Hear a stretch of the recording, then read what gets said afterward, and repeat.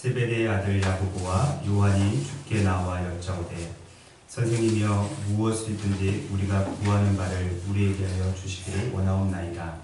이르시되 너희에게 무엇을 하여 주기를 원하느냐. 여짜오되 주의 영광 중에서 우리를 하나는 주의 우편에 하나는 좌편에 앉게 하여 주옵소서. 예수께서 이르시되 너희는 너희가 구하는 것을 알지 못하는도다. 내가 마시는 잔을 너희가 마실 수 있으며 내가 받는 세례를 너희가 받을 수 있느냐. 그들이 말하되 할 수 있나이다. 예수께서 이르시되 너희는 내가 마시는 잔을 마시며 내가 받는 세례를 받으려니와 내 좌우편에 앉은 것은 내가 줄 것이 아니니라. 누구를 위하여 준비되었든지 그들이 얻을 것이니라. 열 제자가 듣고 야고보와 요한에 대하여 화를 내거든 예수께서 불러다가 이르시되 이방인의 집권자들이 그들의 임의로 주관하고 그 고관들이 그들에게 권세를 부리는 줄 너희가 알거니와 너희 중에는 그렇지 않으시니 너희 중에 누구든지 크고자 하는 자는 너희를 섬기는 자가 되고 너희 중에 누구든지 으뜸이 되고자 하는 자는 모든 사람의 종이 되어야 하리라. 인자가 온 것은 섬김을 받으려 함이 아니라 도리어 섬기려 하고 자기 목숨을 많은 사람의 대속물로 주려 함이니라. 아멘. 오늘은 성찬식이 있기 때문에 가능하면 설교를 짧게 하도록 하겠습니다. 너무 좋아하시면 안 되고요. 예수님께서 예루살렘으로 올라가시면서 반드시 죽게 되신다는 사실을 알고 계셨습니다. 그럼에도 불구하고 예루살렘을 향해서 발걸음을 재촉을 하셨는데 예수님께서 행하신 기적과 말씀을 보고 들은 많은 사람들이 놀라움과 두려움을 갖고 예수님의 길을 따라왔습니다.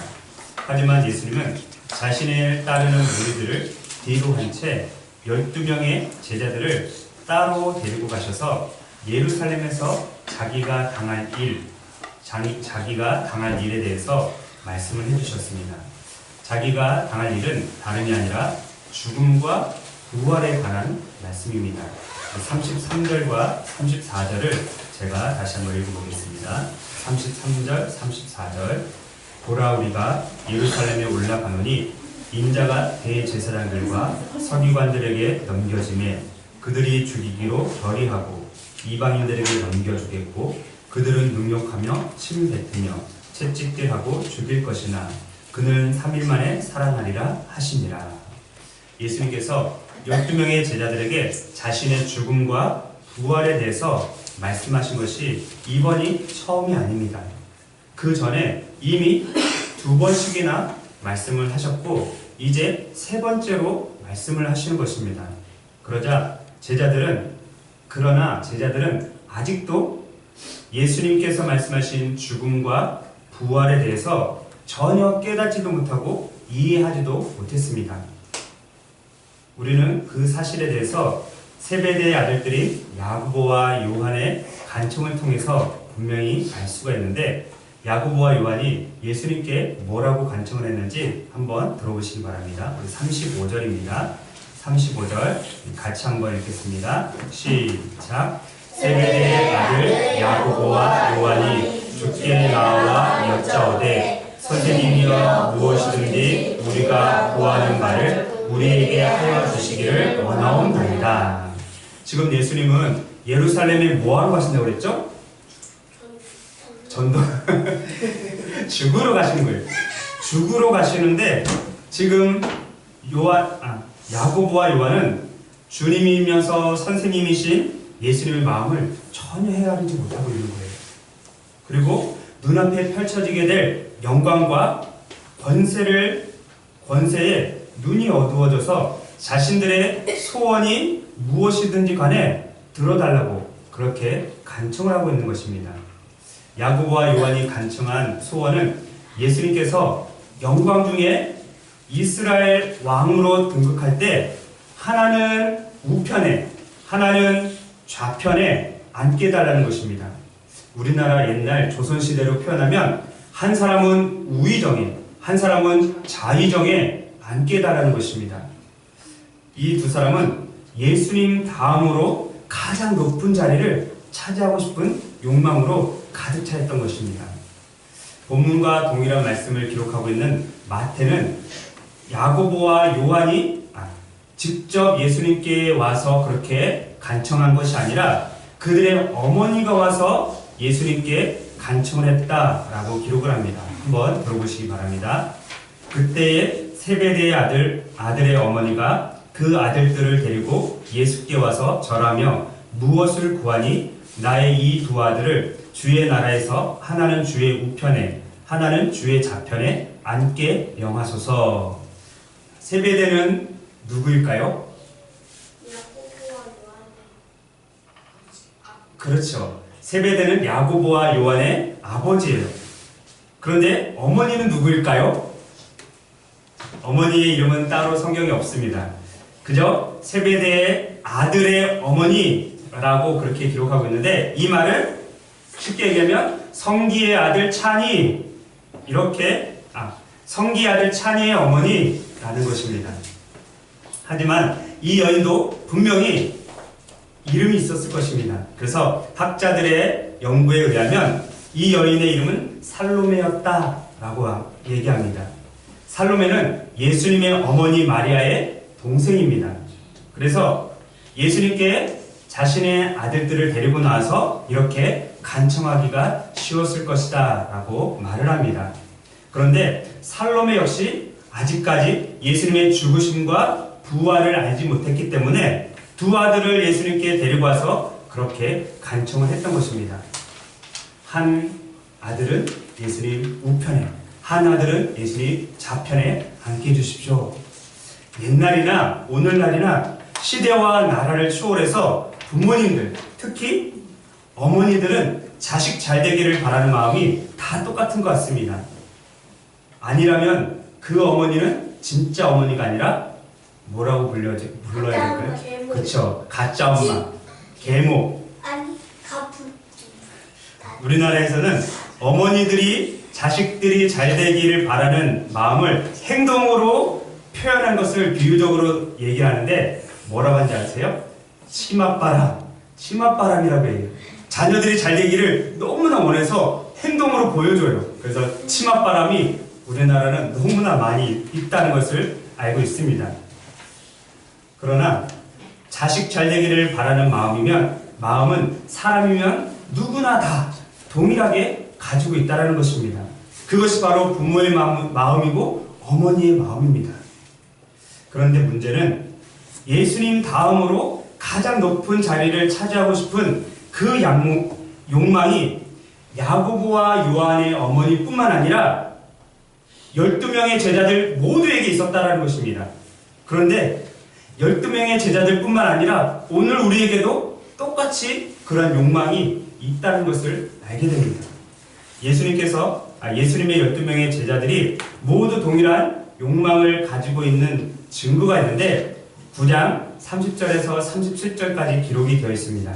예수님께서 제자들에게 자신의 죽음과 부활에 대해서 두 번째로 말씀하신 후에 다른 길을 가면서 다른 마을로 가고 있는데 제자들은 그 마을로 가면서 서로 이야기합니다.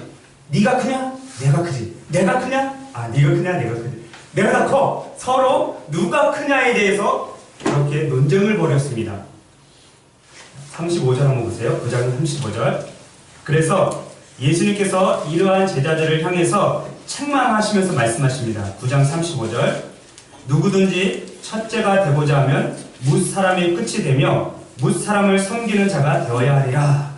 서로 누가 크냐고 그렇게 논쟁을 벌였던 제자들을 향해서 예수님께서 하신 말씀입니다.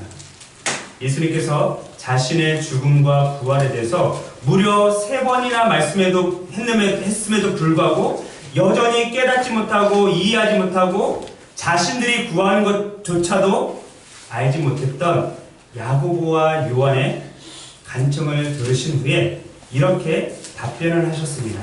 38절 우리 같이 한번 읽어보겠습니다. 10장 38절입니다. 시작. 너희는 10장 38절 여러분 지금 9장 펴고 있죠? 10장 38절 자, 10장 38절 시작. 너희는 38절.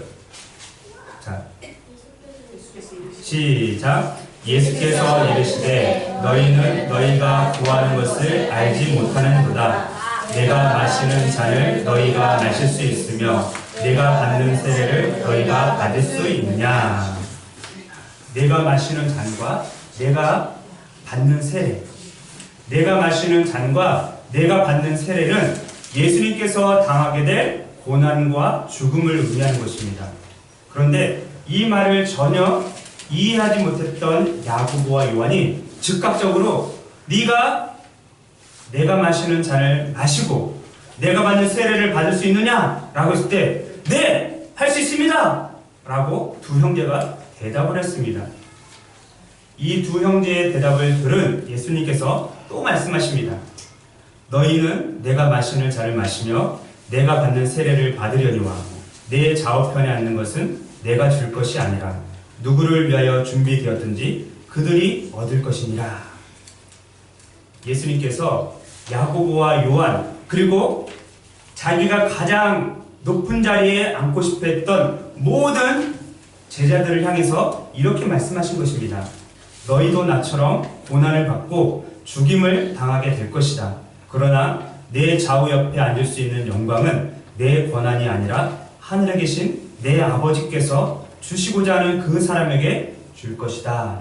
라고 하신 말씀과 똑같다는 것입니다. 하지만 여전히 가장 높은 자리에 앉고 싶은 욕망을 가지고 있던 제자들은 예수님의 말이 귀에 들어오지 않았습니다. 그저 주의 영광 중에서 우리를 하나는 주의 우편에 하나는 주의 좌편에 앉게 해주십시오 라고 했던 야고보와 요한이 한 말에만 귓가에 맴돌 뿐이었습니다. 그래서 나머지 10명의 제자들이 화를 내면서 이렇게 말을 합니다. 41절을 보시기 바랍니다. 41절. 10 제자가 듣고 야고보와 요한에 대하여 화를 내거든.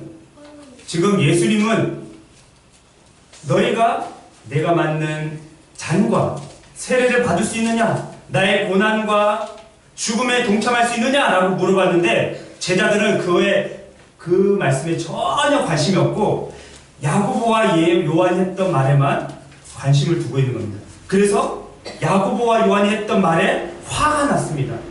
왜 니들만 높은 자리에 앉고 우리는 높은 자리에 앉으면 안 돼? 라고 하면서 화를 냈던 것입니다.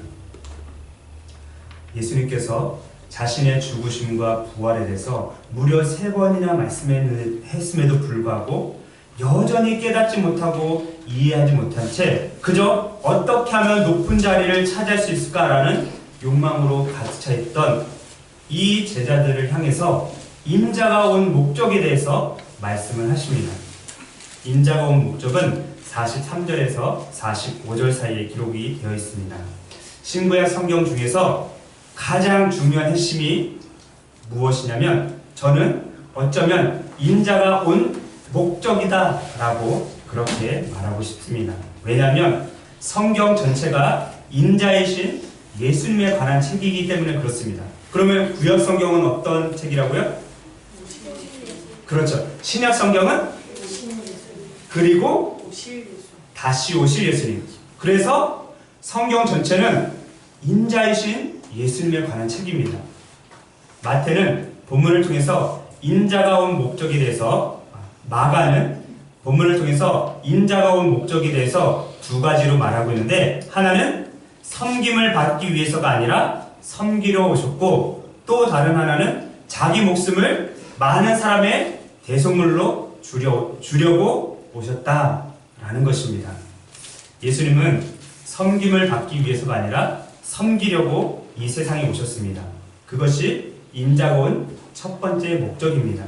45절 상반절을 같이 읽어보도록 하겠습니다. 45절 상반절 시작. 인자가 온 것은 섬김을 받으려 함이 아니라 도리어 섬기려 하고, 거기까지. 인자가 온 것은 섬김을 받으려 함이 아니라 도리어 섬기려 하고. 사복음서에서 인자라는 단어가 총 82번 나옵니다. 근데 인자를 한문으로 표기하면 사람 인자 그리고 아들 자자를 씁니다. 그러면 무슨 뜻일까요? 그래요. 사람의 아들. 영어로 하면요. Son of Man. Son of Man. 마찬가지로 사람의 아들입니다. 그래서 인자는 원래 사람의 아들이라는 뜻을 나타낼 때 쓰는 단어인데 놀랍게도 예수님께서 자신의 정체성을 나타내기 위해서 인자라는 칭호를 가장 많이 사용하셨습니다. 이때는 사람의 아들이 아닌 하나님의 아들로 자신을 인자로 표현을 하신 것입니다. 방금 읽었던 45절 상반절에도 예수님은 제자들에게 자신의 정체성에 대해서 나는 인자다 라고 말씀하십니다. 예수님께서 사용하신 인자는 예수님의 인성과 신성이 함께 포함된 단어입니다. 예수님은 자신을 인자라고 하실 때 나는 참 사람이다. 그리고 참 하나님이다. 라는 의미로 그렇게 사용하신 겁니다. 그러면 예수님은 100% 사람이시고 100% 하나님이신 것입니다. 한 신학자가 이렇게 이야기를 했습니다. 인자라는 칭호는 다른 사람이 예수님에 대해서 사용한 적이 없고 오직 예수님에 의해서만 사용된 용어이며 또 그 안에서 하나님의 성품이 온전히 계시되고 그에 의해 하나님의 뜻이 온전히 수혜된 선제적 메시아에 대한 동의어이다 라고 그렇게 이야기합니다. 성경 전체에 그 어떤 사람도 스스로 나는 인자다 라고 얘기한 사람이 없다는 것입니다. 그리고 오직 예수님만이 나는 인자다, 나는 사람의 아들이면서 동시에 하나님의 아들이다 라는 의미로 사용했다는 것입니다. 예수님은 다른 사람들보다 더 높고 더 큰 위치를 차지하고 싶은 욕망에 사로잡힌 제자들에게 이렇게 말씀하십니다.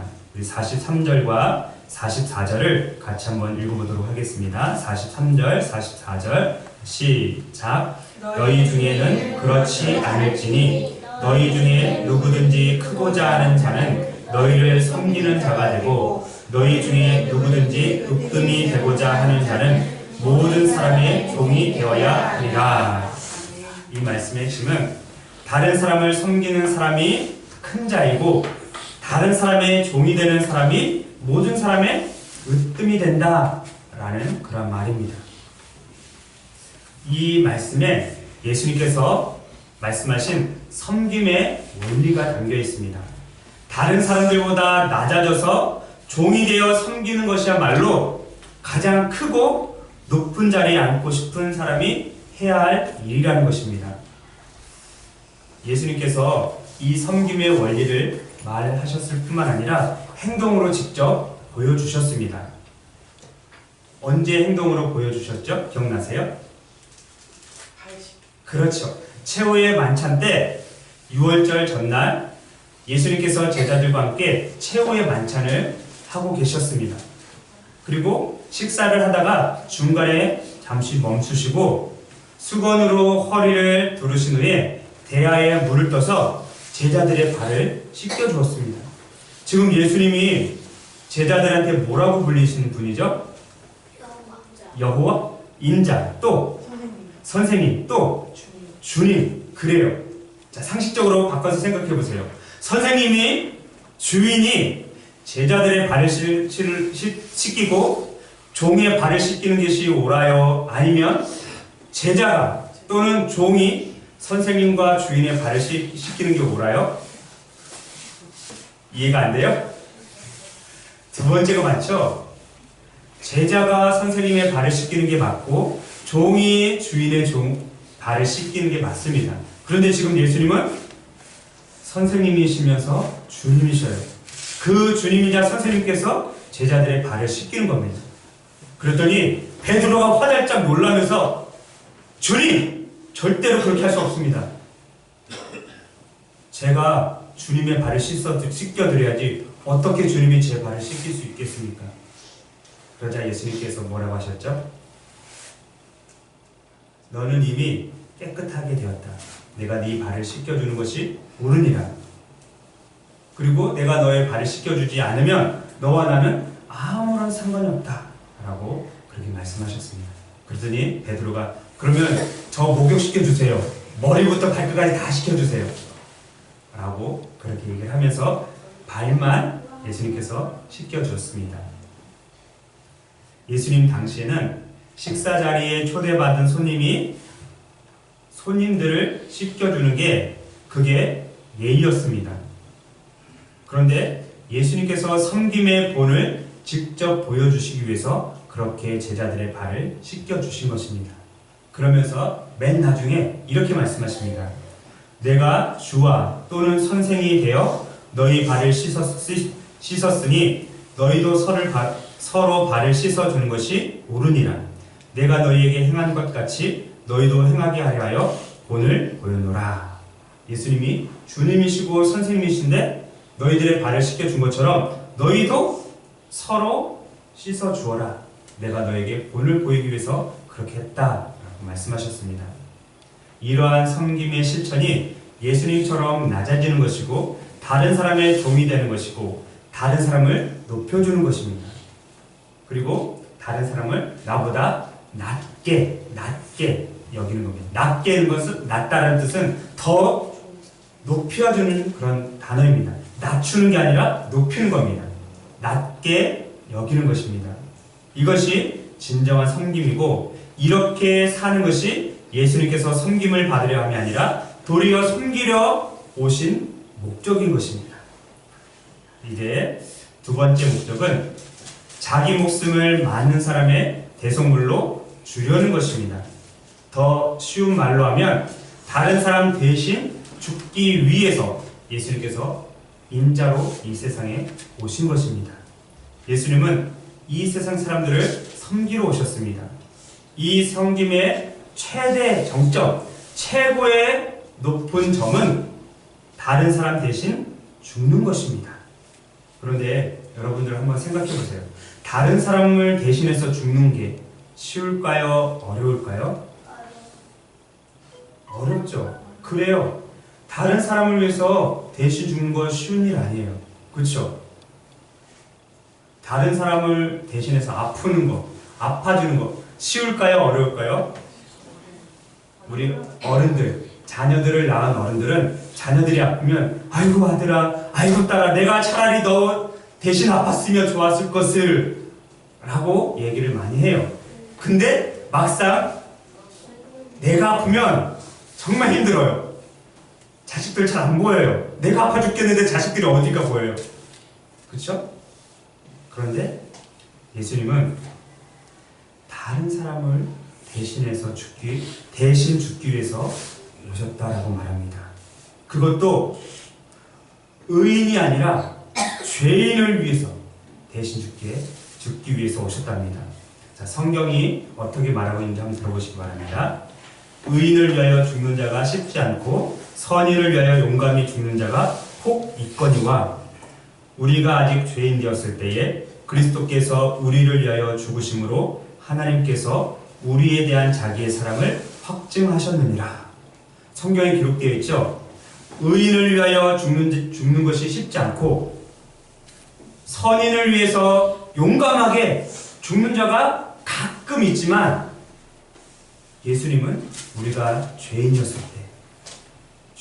때 우리를 위해서 십자가에 죽으심으로 하나님의 사랑을 확증하셨다라고 그렇게 말씀하고 있습니다. 의인이 아닌 죄인을 위한 죽음, 이것이야말로 섬김에 대한 최고의 정점이라는 것입니다. 45절 말씀을 다시 한번 보시기 바랍니다. 45절 인자가 온 것은 섬김을 받으려 함이 아니라 도리어 섬기려 하고 자기 목숨을 많은 사람의 대속물로 주려 함이니라. 구약시대에 어떤 사람이 죄를 지으면 양이나 소나 염소 이런 동물들을 끌고 와서 제사장 앞으로 갑니다. 그러면 제사장이 그 양이나 소나 염소를 끌고 온 사람의 머리에 손을 얹습니다. 그리고 동물에 손을 얹습니다. 하나님, 이 사람의 죄가 이 동물에게 옮겨지게 해주십시오. 그러면서 이 동물을 죽여서 하나님 앞에 제사로 드립니다. 그러면 이 사람의 죄는 용서를 받은 겁니다. 그런데 유효 기간이 있어요. 유효 기간. 유효 기간이 얼마죠? 1년입니다. 1년 뒤에 또 이 사람이 소와 양과 염소를 가져와서 또 제사장 앞에, 제사장님, 제가 1년 동안 127,327가지 죄를 지었습니다. 용서해 주십시오. 그러면 또 그 양이나 소나 염소 머리에 기도를 하고 그 동물을 잡습니다. 그러면 이 사람의 죄가 용서받습니다. 그렇게 하기를 1년, 이것이 계속 반복이 되는 겁니다. 그런데 신약시대에 이러한 동물들이 더 이상 필요 없게 되었습니다. 왜냐하면 어린 양이신 예수님께서 대속물로 이 세상에 오셨고 우리의 모든 죄가 예수님께 옮겨졌고 예수님께서 십자가에서 피 흘려 죽으셨기 때문에 이제 1년에 한 번씩이 아니라 영원히 우리의 죄가 사함받게 된 것입니다.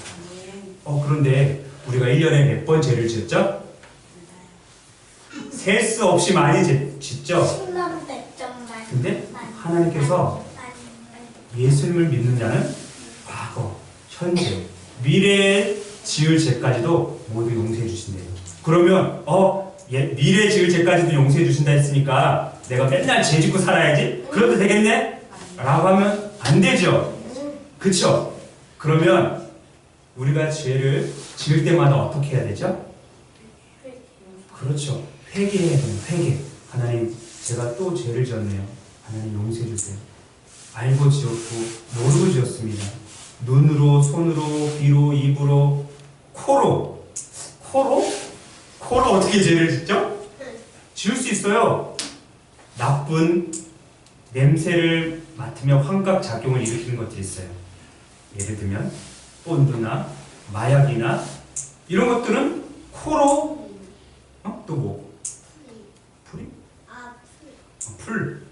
이런 것들은 코로 죄를 짓는 거예요. 그렇죠? 그럴 때마다 우리는 하나님 앞에 회개해야 됩니다. 예수님께서 우리의 모든 죄를 용서해 주시기 위해서 대속물로 오셨는데 대속물은 피가 없이는 불가능합니다. 피가 없이.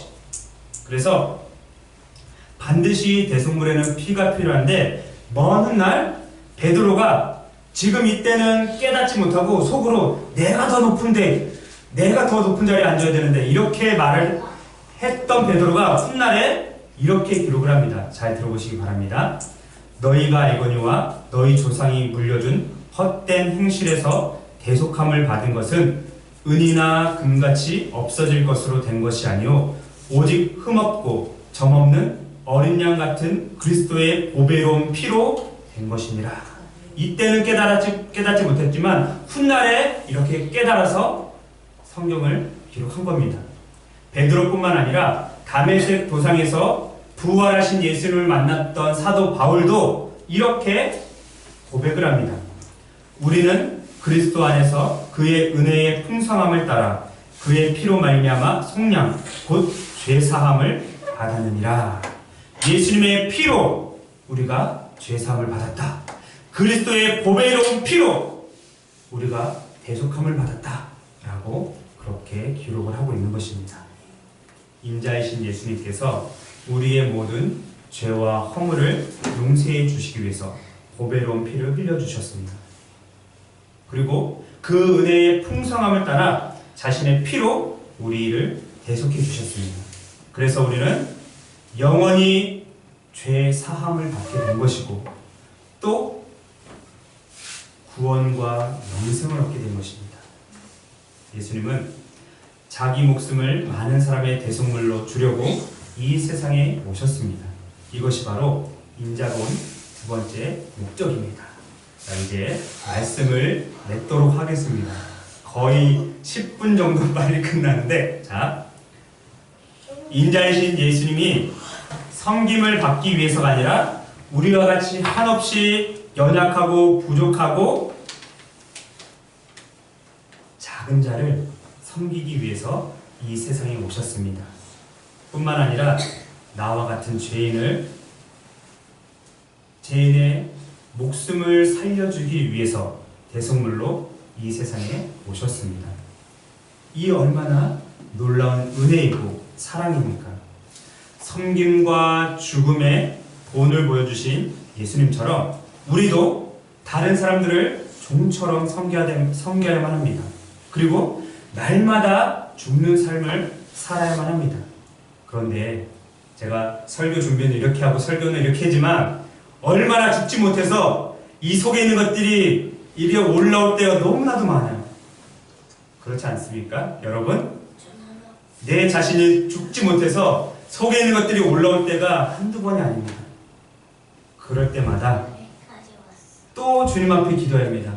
주님, 이 죽지 못하는 이 교만, 죽지 못하는 이 마음, 혈기, 분노, 욕, 거짓말, 도둑질, 때리는 것, 그리고 여러분들이 가장 심각한 거, 스마트폰 죽이게 해주십시오.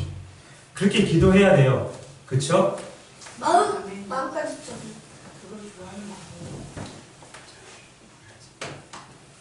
그렇게 해야 되고 또 우리는 그렇게 살아야만 합니다. 왜요? 예수님께서 그렇게 하기 위해서 이 세상에 오셨기 때문에. 높은 분이 주인이고 선생님이신 예수님이 제자들의 발을 씻기면서 섬겼던 것처럼 또 온 인류의 죄악을 위해서 대신 대속죄물로 죽으셨던 것처럼 우리가 예수님 본을 받아서 그렇게 섬기고 그렇게 살아갈 때 하나님의 영광이 드러나고 복음이 확장되게 될 것입니다. 그러한 은혜가 있기를 간절히 바라겠습니다. 기도하겠습니다.